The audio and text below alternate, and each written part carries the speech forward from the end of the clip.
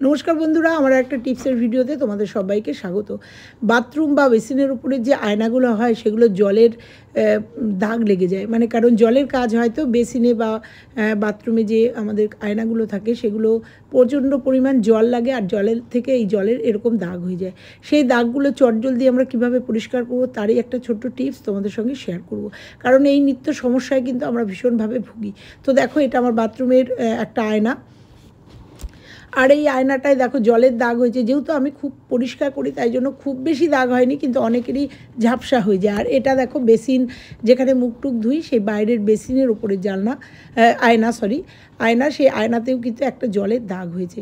তো এই দাগগুলো একদম চটজলদি আমরা কাজ করতে করতেই মিটিয়ে নেব।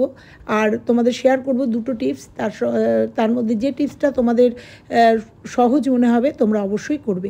না, এই টিপসটা কিন্তু তোমরা বাড়িতে যে আয়নার কাজ আছে, মানে ড্রেসিং টেবিলের কাছে কিন্তু এই টিপসগুলো ব্যবহার করে যাবেন। দেখো, সামান্য একটু লবণ নিয়ে নিয়েছি, লবণ যেটা খাওয়ার লবণ, সেই লবণটা দিয়ে আয়নার মধ্যে জাস্ট একটুখানি রাব করলেই পরেই কিন্তু আয়নার যে জলের দাগটা আছে না, সেটা একদম স্ক্রাবারের কাজ করবে আর সুন্দরভাবে উঠে যাবে। কোনো কিচ্ছু দিতে হবে না, শুধু একটু লবণ দিয়ে যদি এরকম স্ক্রাব করা যায় একটু, আর সুন্দরভাবে আমাদের আয়নার যে কঠিন জলের দাগ থাকে সেই দাগগুলো কিন্তু অনায়াসে উঠে যাবে। তো দেখো, আমি একদম একটু ডলে নিলাম, ডলে নেওয়ার পরে একটু জল দিয়ে, প্লেন জল দিয়ে ধুয়ে নেব।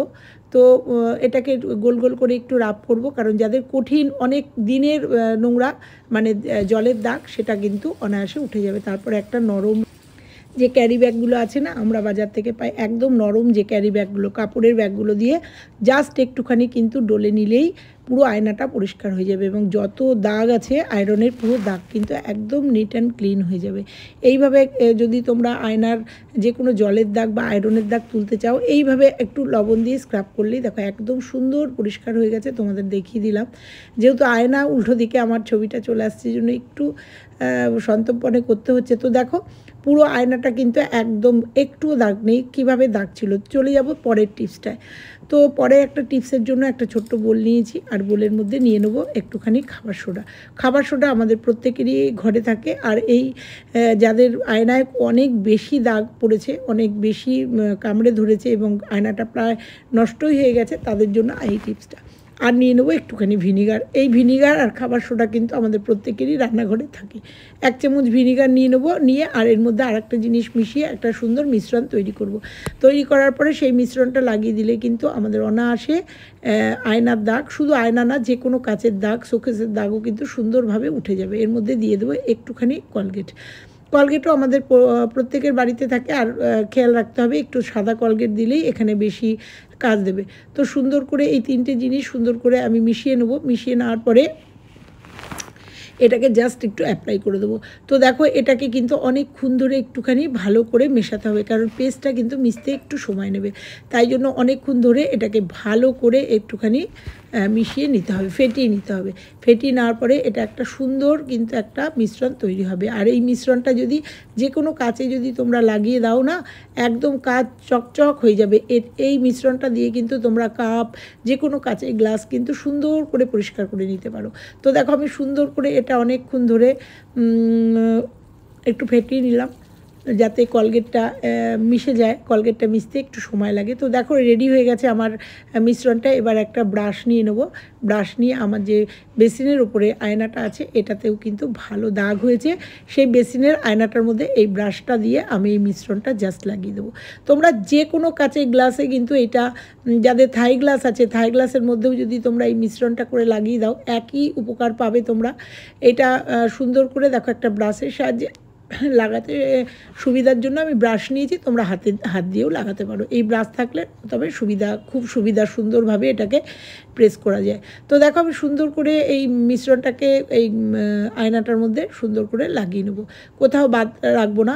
এবং যে নিচে যে একটা হ্যান্ডেল আছে স্টিলের, সেই স্টিলের হ্যান্ডেলটার মধ্যেও কিন্তু এই মিশ্রণটা লাগিয়ে নেব।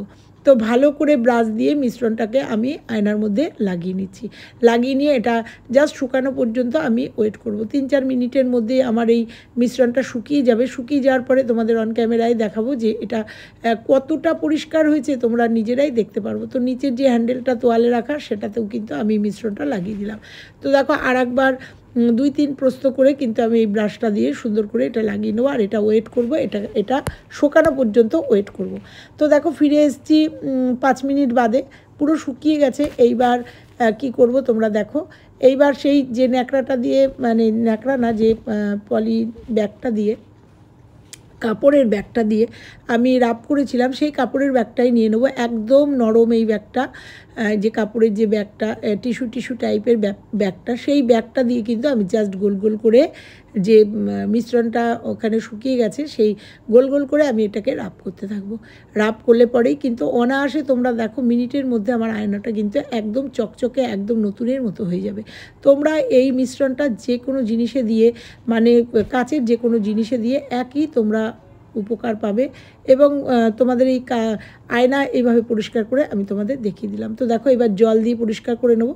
পরিষ্কার করে তোমরা দেখো একদম নতুন, যত দাগ ছিল কোনো দাগই কিন্তু নেই, একদম নিট অ্যান্ড ক্লিন হয়ে গেল। এইভাবে কিন্তু আমরা সমস্যায় পড়ি, বা বাথরুম বা এই বেসিনের উপরে আয়নাতে ভীষণ সমস্যায় পড়ে যায়, আর সেই সমস্যাগুলো কিন্তু এইভাবে আমরা সমাধান করতেই পারি। মাত্র 5 মিনিটের একটা সমস্যা, মানে সমাধান তোমরা কিন্তু চাইলে লবণ দিয়ে বা এই মিশ্রণটা দিয়ে সুন্দর করে নিতেই পারো। তো দেখো কতটা পরিষ্কার হয়েছে। তারপর একটা টিস্যু দিয়ে আমি সুন্দর করে মুছে নেবো। তোমরা চাইলে নরম কাপড় দিয়ে, শুকনো কাপড় দিয়ে মুছে নিতে পারো। তো দেখো কতটা পরিষ্কার হয়েছে, তোমরা নিজেরাই দেখলে, অন ক্যামেরায় কিন্তু আমি করে তোমাদের দেখালাম।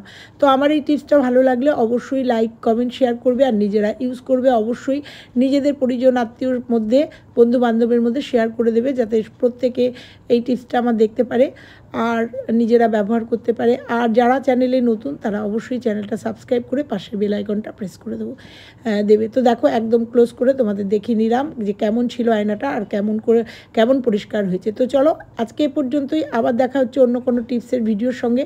ততক্ষণের জন্য সবাই ভালো থেকো, সুস্থ থেকো। আবার ফিরছি অন্য কোনো টিপসের ভিডিওতে। দেখো দুটো আয়না পরপর, এই আয়নাটা দেখালাম, বাথরুমের আয়নাটাও দেখিয়ে দিলাম। তো চলো আজকে টাটা, সবাই ভালো থেকো, সুস্থ থেকো। অবশ্যই এই টিপসগুলো নিজেরা বাড়িতে ব্যবহার করো, নিশ্চয়ই উপকার পাবে। আর উপকার পেলে অবশ্যই আমাকে একটা কমেন্ট করে কিন্তু অবশ্যই জানিও। তো চলো আজকের মতো টাটা, আবার আসছি অন্য কোনো টিপসের ভিডিওতে।